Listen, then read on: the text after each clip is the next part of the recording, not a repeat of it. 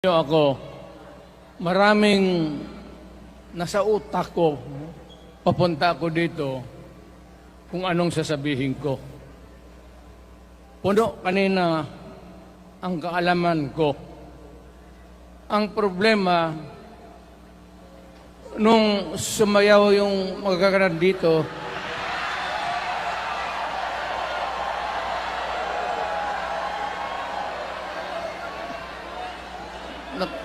nakalimutan ko. Matanda na rin kasi ako. Ano ito? Meeting de avance? Alam mo, nung unang panahon, wala naman tayong kamuang-muang, wala naman tayong kalaban, wala namang nagagalit sa atin. Pumunta ang Espanyol at inagaw ang ating lupa, hinirang. For 400 years, nagtiis ang Pilipino, subjugated by foreigners. Then, during the American and Spanish War, natalo ang Espanyol at napunta ang ating bayan sa Amerika. Anak ng grabe ang tiis ng Pilipino, yung mga lolo natin, kung gaano na lang sila pinahirapan.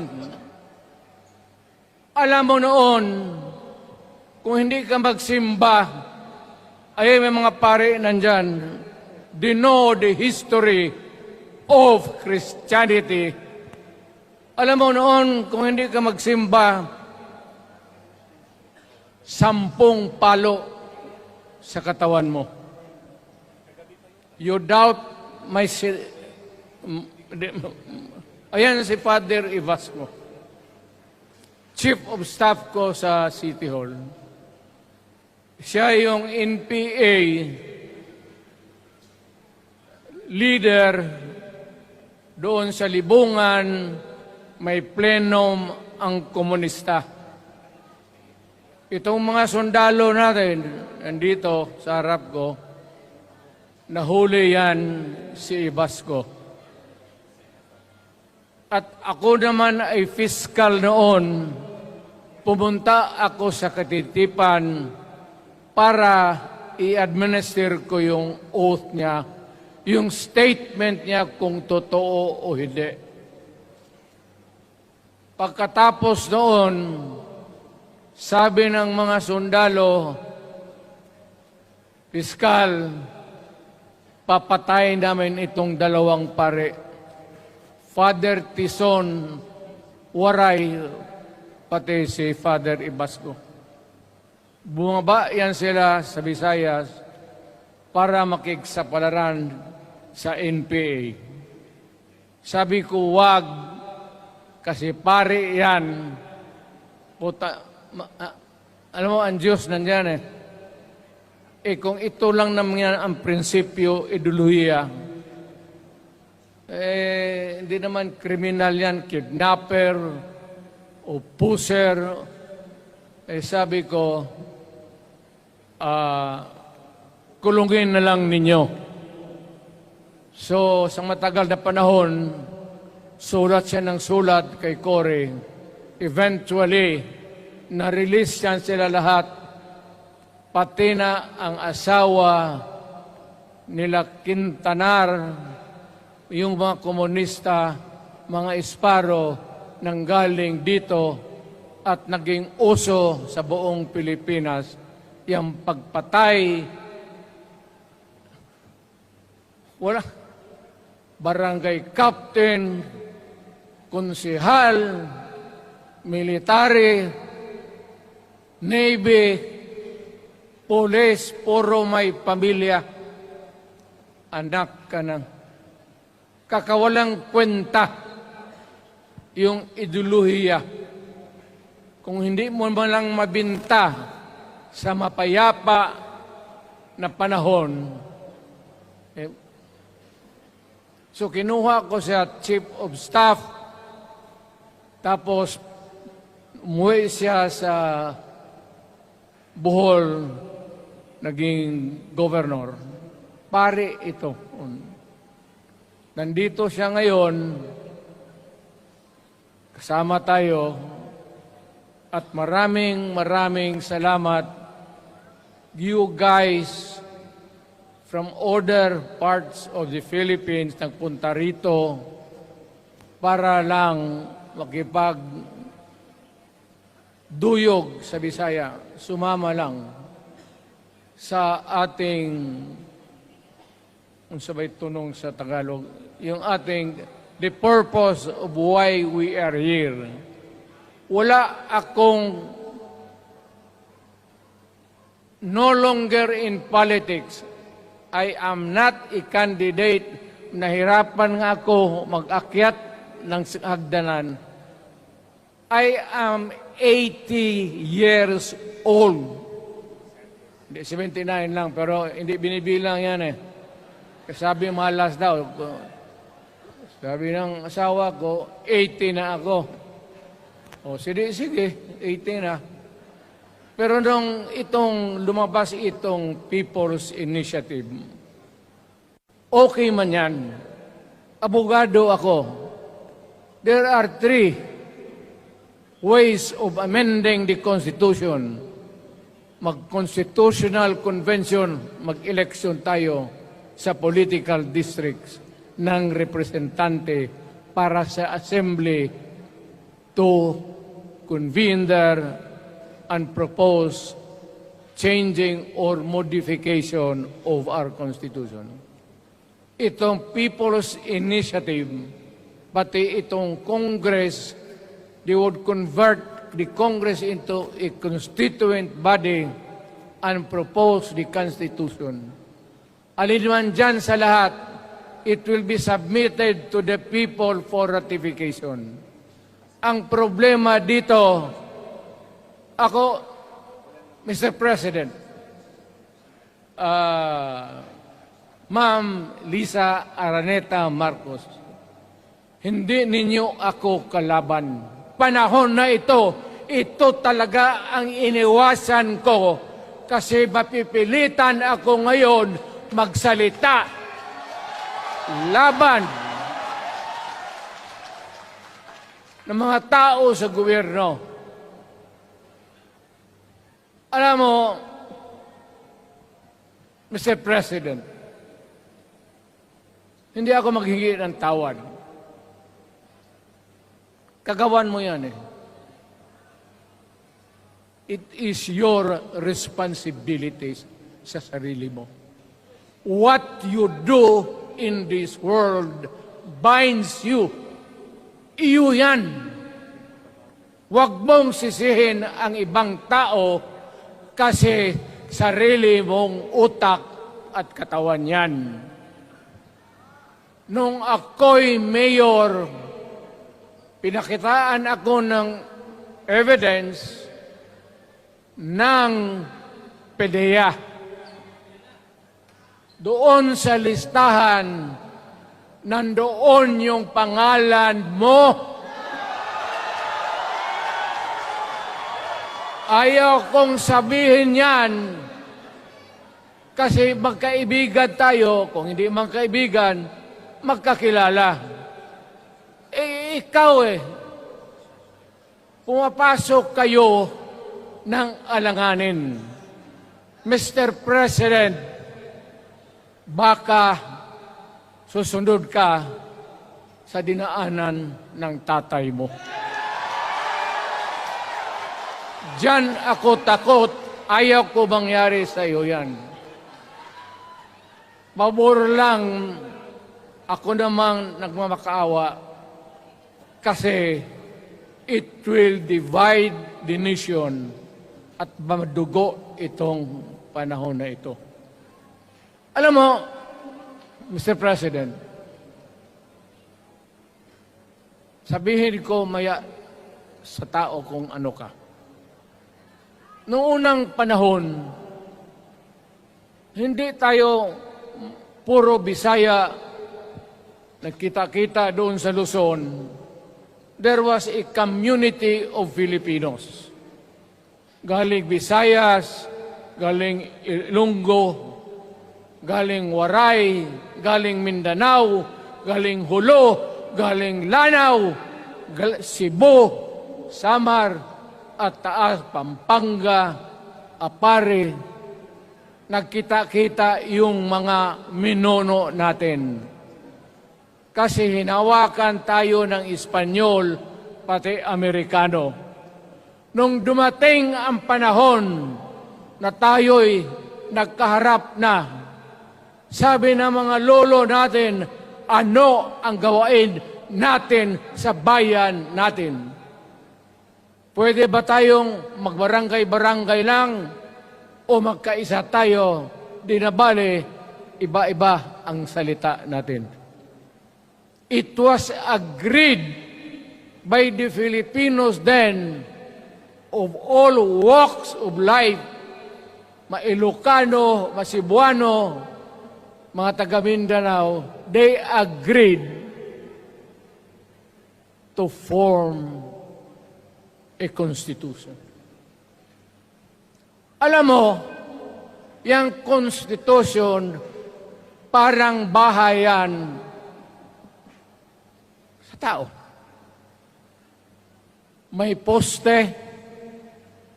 Sabi natin, magawa tayo ng magandang opisina where we can meet and talk about the destiny of this country. Doon, they agreed na may malaking bahay, may poste, mga malaking poste, at may mga muebles at kwarto, living rooms and all. Ang usapan na from time to time, lumalaki na ang bayan at magdagdag tayo ng mga opisina sa mga opisyal. Maganda yun. Bahay yun. Mga sahig, nandyan lahat. Na mesa, desks, chairs and everything. Wala tayong pinag-usapan na sirain yung bahay na yun. It was intended for posterity at inabot sa atin yung konstitusyon na yan. Although it was amended and modified, but it is still the fundamental law since 1935 hanggang ngayon. At what keeps in Ilocano, Bisaya, Waray, Moro, bakit tayo nagkaisa? Magkaiba ang salita natin, ang pagkain, iba, ugali, iba. Bakit tayo andito ngayon? Dahil sa isang bahay. Yung bahay na yan, yung papel, the Constitution. Ngayon, ang Constitution is supposed to be a permanent thing. Ang batas na binigay ng Constitution so Congress, lawmakers, they can make laws every day, modify, change it if they want, every week. Okay lang yan. Huwag ninyong pakialaman ang Constitution kasi yun ang bahay opisyal ng Pilipino. Anak ka ng, bakit pumasok sa utak ninyo yung People's Initiative? Anong nakain ninyo? There's nothing wrong with the Constitution right now. The environment in the Philippines seems to be positive, okay. Wala namang problema. Araw-araw, okay ang buhay natin. But suddenly, nandito yung People's Initiative. Alam mo, sa umpisa pa lang, nagdududa na ako. Bakit? People's Initiative manggaling sa tao. Dapat yan galing sa mga purok at doon sa barangay at doon sa DILG, ipasa nila sa syudad, sa probinsya at sa national office. Dito mga congressman,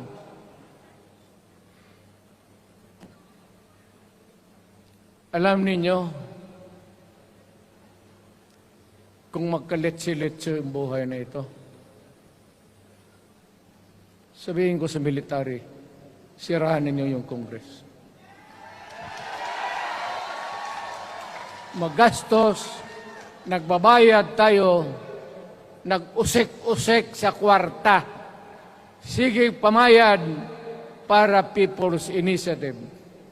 So, what is the motivation? Galing ba sa puso ng tao yung pinipirma niya? Hindi yung pirma niya yung petition para ito, kaming nagsipirma dito,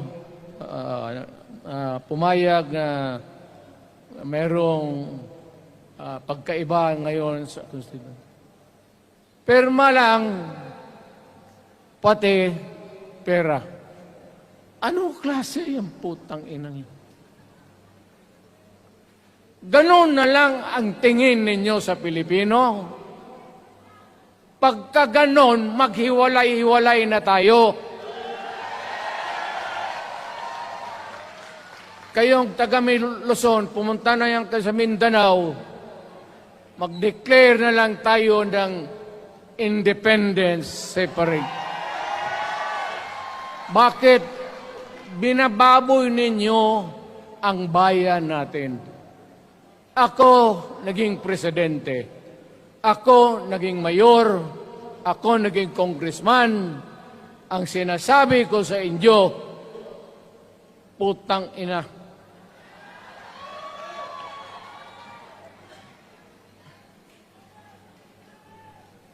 Malinis to.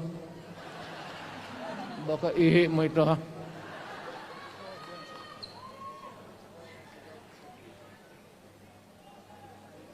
Kakaubos talaga ng laway itong...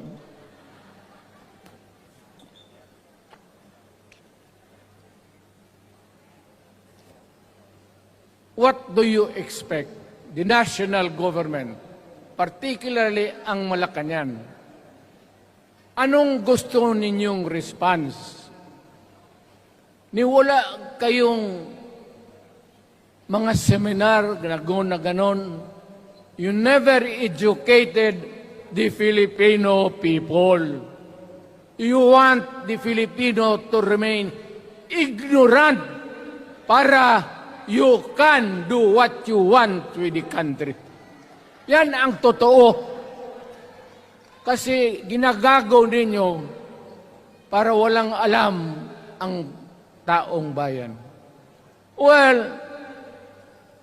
kaming nakapag-aral at may alam kundi, hindi katanggap-tanggap yung ginagawa ninyo. Sa umpisa pa lang, binibili na ninyo yung signature ng Pilipino. Yun ba ang People's Initiative? You know, national, provincial, city, munisipyo, then the barangay. Yan ang echelons ng power sa gobyerno. Hindi naman ninyo gigamit ang barangay at binigyan mo ng 20 milyones isa't isa sa kanilang mga congressman. At binibili ang Pilipino. Alam ninyo kung ano yan? Kaluluwa ang ninyo ang binibili ng taong bayan.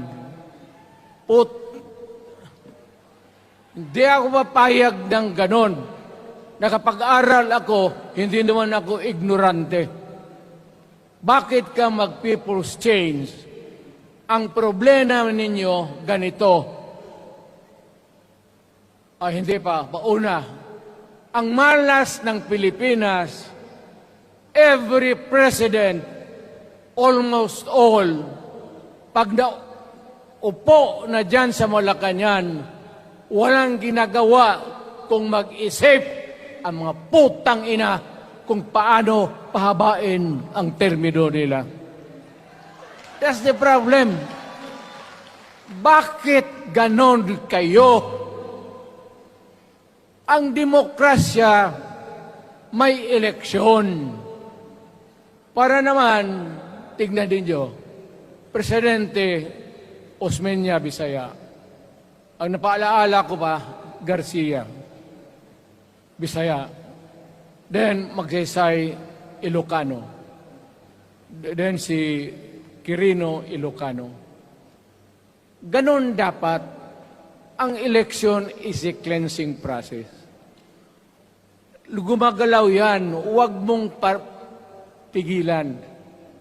Ngayon, kung ikaw nandyan, naupo ka, you stop the process of governance, hintuin mo, kasi pahabain mo ang termino, gusto mo. Sabi ko nga sa iyo, Mr. President, kaibigan kita, Bingbong. Pag pinilit mo ito, lalabas ka ng Malacanang kagaya noong panahon na pinalayas kayo.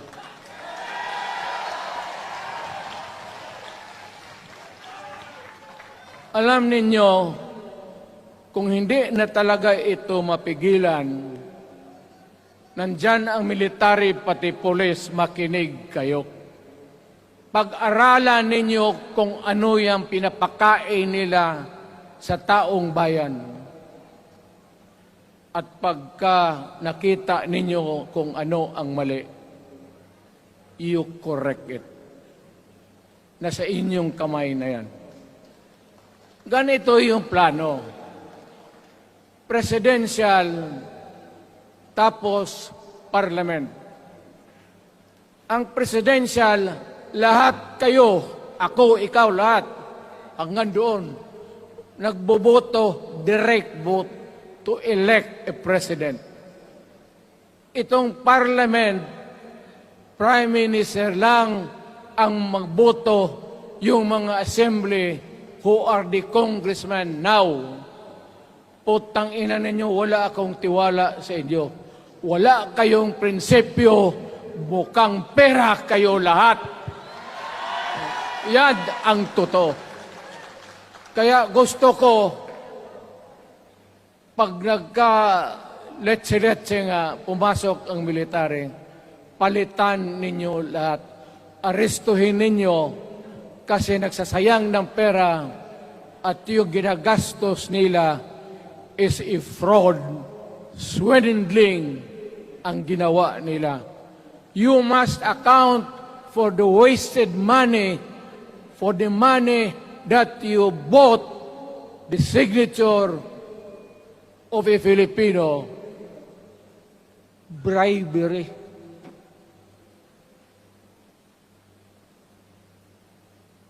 Magdasal lang kayo. If by the grace of God, mabalik ako,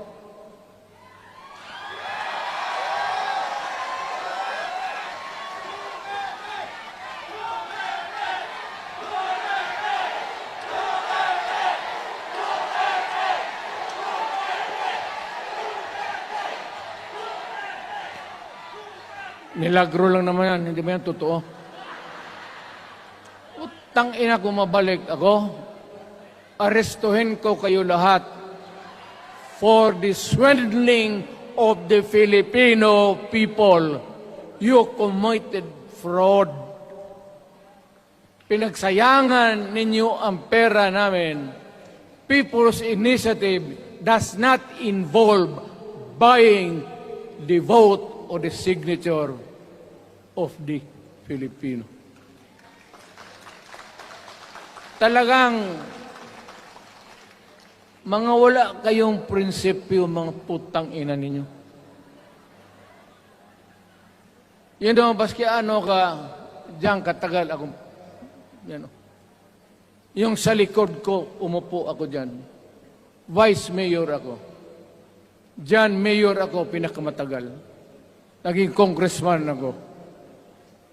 Presidente. Kayo, nagpasok sa Congress, eleksyon, nanalo, SECO.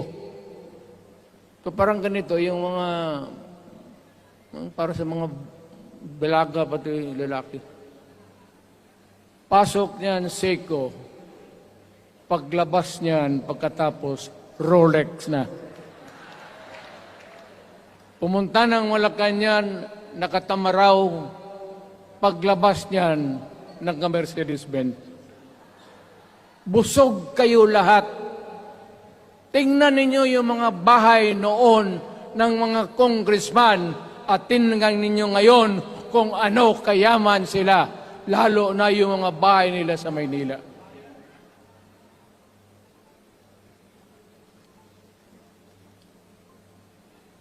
Wala kayong masabi sa akin. Alam mo bakit diretsahan ako magsalita? Ninipahat, wala ako. Paglabas ko sa Malacanang, lipad ako dito. Pumunta ako sa bahay ko para mag-retire.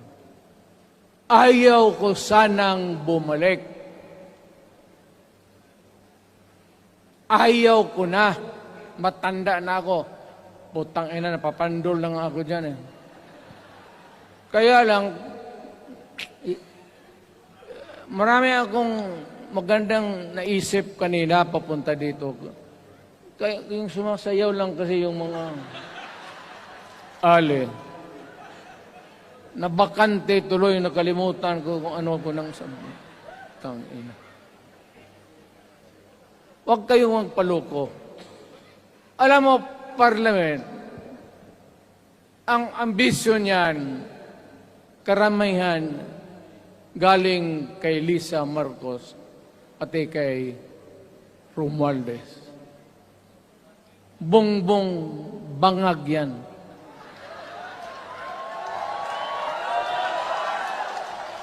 That's why sinasabi ko na sa inyo ngayon, si Bongbong Marcos bangag noon, ngayong presidente na, bangag natin ang presidente. Kayong mga military, alam ninyo yan. Lalo na yung nasa Malacanang.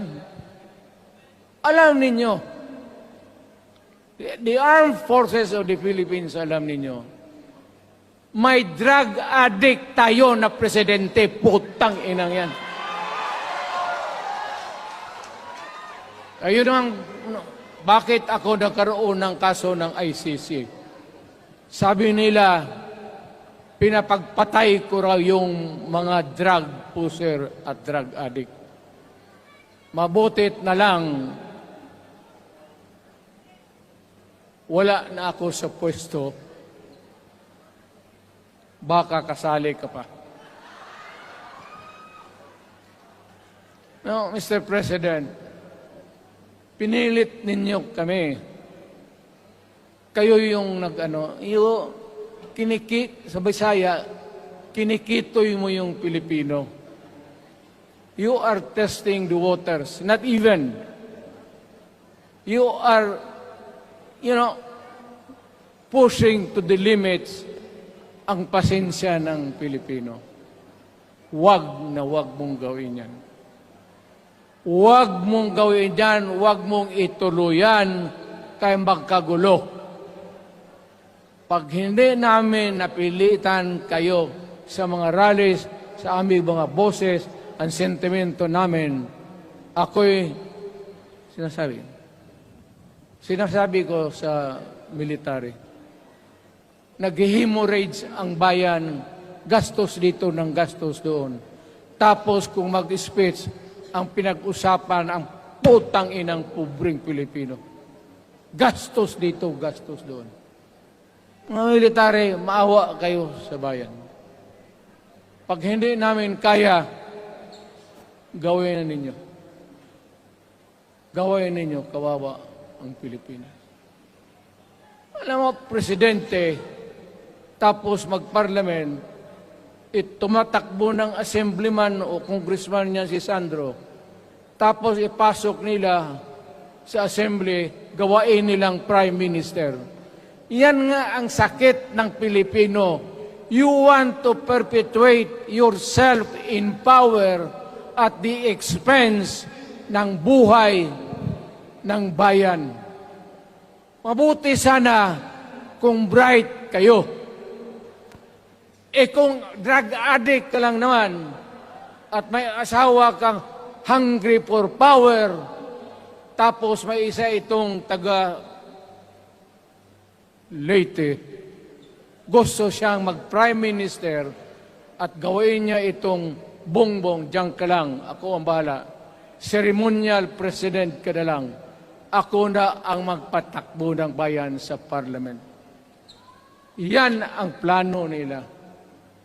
Yan ang hindi talaga matanggap natin. Kalukuhan niyang putang ina. Huwag kayong, alam mo, bakit ako magkipag-away ng presidente? Marami siyang sundalo. Kaya natin, kayong pumalag, pero there is always a time for everything. May panahon na ikaw ay sikat. Sa ayaw mo at sa hindi, may panahon ka talagang bababa dyan sa Malacanang.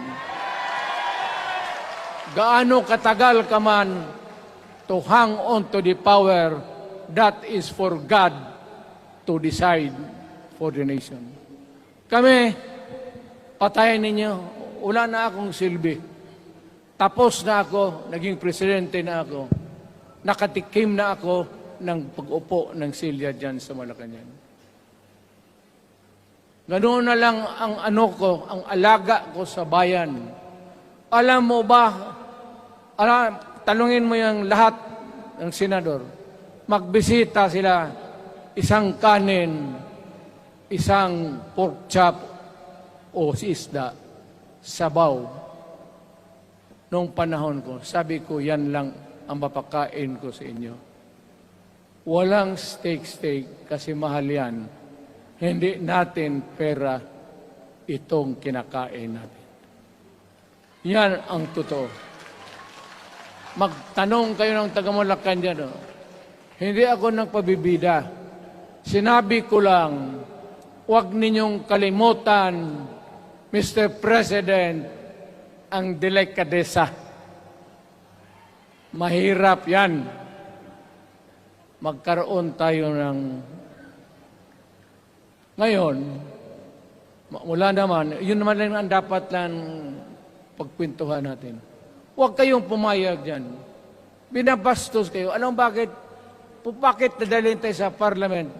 Anak ka na. So pag doon, kontrolado na nila, pati yung anak na assured na maging... Yan nga ang mahirap eh. Lahat na maging presidente, ang pamilya nila, walang inisip kung hindi paano titira dyan hanggang sa matapos ang panahon. May I remind you, itong election, papalit-palit ito. Para sa lahat, mayroong Ilocano, may Bicolano, may Bisaya. Hindi mo pwedeng suluhin yan. The election is a cleansing process. It does not, it's never the intention of the whoever wrote the Constitution na ikaw, isang Pilipino, taga-Paway, taga-Batangas, taga-Davao, ikaw, Rodrigo Duterte, nandiyan ka na, huwag ka nang umalis. It was not the intention of the lawmakers. Demokrasya tayo, Mr. President. Huwag mong kalimutan na isang term ka lang pagkatapos bababa ka na. Pag ayaw mong bumaba, utang ina magkagulo ang bayan, sabihin ko sa inyo. Ngayon, nakikinig kayong mga military. Gusto niyong iwasan ang dugo? Kayo lang ang makapigil nito. Putang ina, pigilan mo yung kalukuhan na yan. Pagka hindi itong rally na ito, it will multiply all over the Philippines and there will be trouble. Kami, ako ang nauna kasi galit ako. Dumaan ako ng presidente. Not even for a minute did I think or was thinking of extending my term even for one day. Nung natapos ako sa araw na yon, bumaba ako, sumakay ako, lumipad ako dito sa Davao. Ikaw, Mr. President, hintayin mo yung 6 year, kalimutan mo na yung kay Romualdez, kasi yan ang magpahamak sa iyo. At maraming magagalit sa iyo, pati na ang militar. Kaya hindi na ako magtatagal. Yun lang ang dasal ko. Reject. Protect the Constitution. I am calling now the armed forces and the PNP. Protect the Constitution. Trabaho ninyo yan. Huwag ninyong kalimutan. Kami, inyong dapat, you should worry about the nation. The millions of Filipinos. Huwag kayong mag-isip lang ng isang pamilya. Putang ina. Ilagay ninyo sa utak ninyo yan. Bahala kayo. Balang araw, magsisihan. Pero kasi umuulan naman, hindi ulan. Hindi, shower lang yan doon sa Malacanang, ginagawa nila, pasirit doon.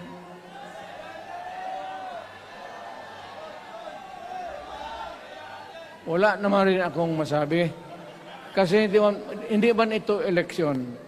Nakafocus lang ako sa People's Initiative and the way that they are handling the process of the People's Initiative.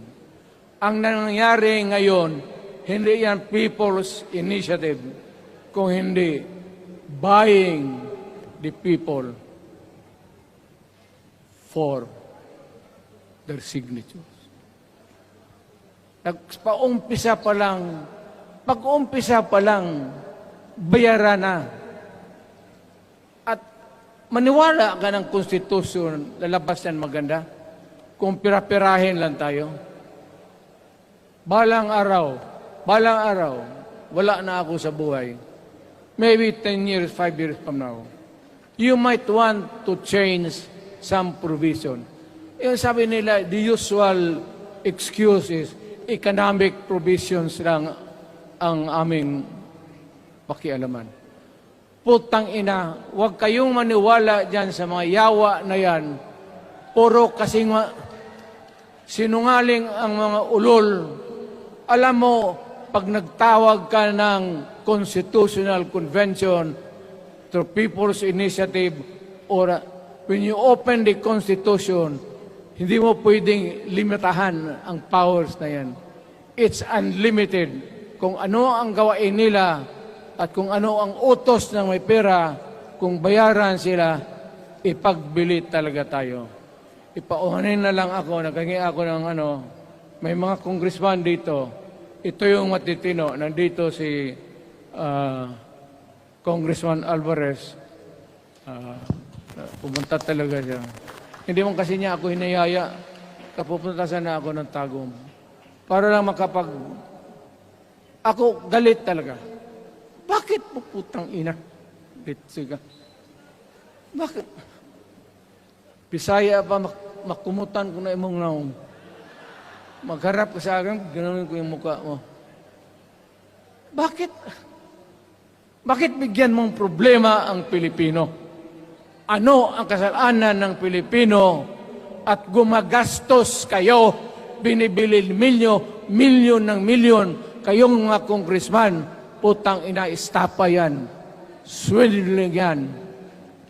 Kaya sabi ko, by a stroke of faith, nabalik ako dyan sa Malacanang, kayong lahat, kagaya ng Marcelo, ng tatay mo, Bongbong, kayong lahat, congressman, nandoon kayo sa Krami. Ipasok kayo ng 2 taon para leksyon ninyo. Hindi ka maleksyon ng kalukuhan ninyo. Wala. Hindi pa nga naayos ang kati. Ano bang, what's wrong with the Constitution? Tell me. Kung hindi yung inyong ambisyon. The real purpose itong constitutional changes sa People's Initiative is really to perpetuate those who are in power. Yan na lang ang ganyan ninyo. Marami akong sabihin, maybe kung patayin nila ako, putukin yung eroplano, wala na tayong magawa. Ngayon, kung sino, alam mo na kung sino, yung sa Malacanang, yun ang aristuhin ninyo. Sila nag-umpisa ng kaguluhan ito. Ladies and gentlemen, I am very thankful na nandito kayo, mga Tagalog, Bisaya at taga-Maynila. And I hope that we will continue to love our country. Magbigay sila na pera, tanggapin ninyo, pera ninyo yan. Hindi ba ninyo na sa isip ninyo, bigyan kayo ng 1,000, 100, tanggapin mo, pera ninyo yan.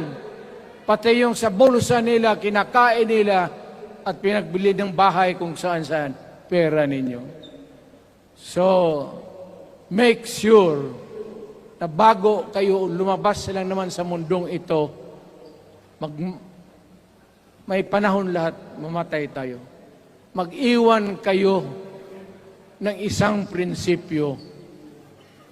Sabi ninyo sa mga anak ninyo, tinanggap ko yung pera kasi pera natin ito, ibili natin pagkain. Pero yung prinsipyo natin, huwag natin ipagbili. Yan ang iiwan mo sa mundong ito para sa mga anak ninyo. At yan ang dadalhin mo sa langit. Pagka sinabi ni San Pedro, anong nagawa mo?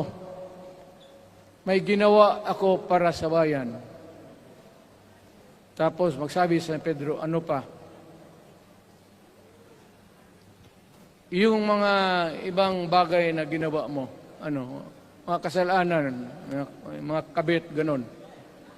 Sabihin mo kay San Pedro, nandito ako sa langit para makipag-isa sa Diyos. Pag hindi ka tumahimik, yung manok mo, hawakan ko, ilambos ko yan sa ulo mo. Putang ina ka. Buksan mo yung puwertahan at papasok tayo, magkita-kita tayo sa langit. Lahat kayong hindi nabili, sigurado ako, langit kayo. So, kaya basing anong kasalanan niyo, okay na yan. May guarantee na kayo yung passes. Mahalaga yan as a matter of principle. Prinsipyo sa tao. Maraming salamat po.